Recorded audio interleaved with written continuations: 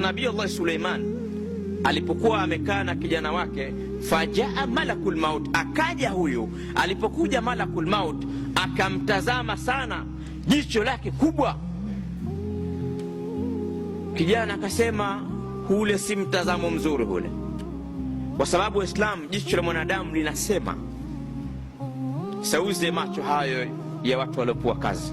Mwanadamu anapokutazama, basi unahisi kwamba jicho lile la shika adabu yako. Kwa jicho lile, maana yake anaomba shika adabu yako. Mwanadamu akikutizama, anajua jicho lile la upendo, maana jicho linasema. Sasa yeye mwenyewe akaona kwa jicho hili si la kheri, akamwambia ya nabii Allah, ud'u rabbaka, muombe mola wako, wa'mur arriha, na uamrishe upepo, antahmilni ila Swin, unipeleke China. Kwa sababu alimuuliza yule nani, akamwambia ukisikia malakul maut ndo yule, na yule hamwangalii mtu ila ana shida naye.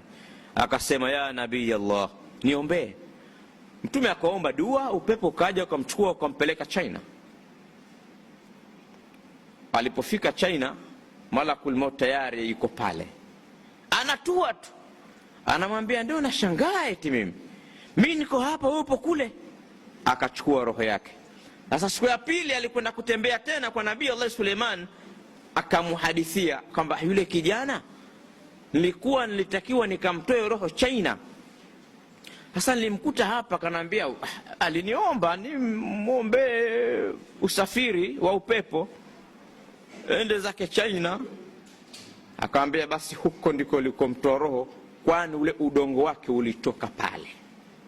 Na kweli watu wanakwenda zao hija, wakifika kule wanakufa kule kule, kwa sababu yatawafakum malakul maut. Malakul maut anakufisheni, anachukua roho popote pale mlipo.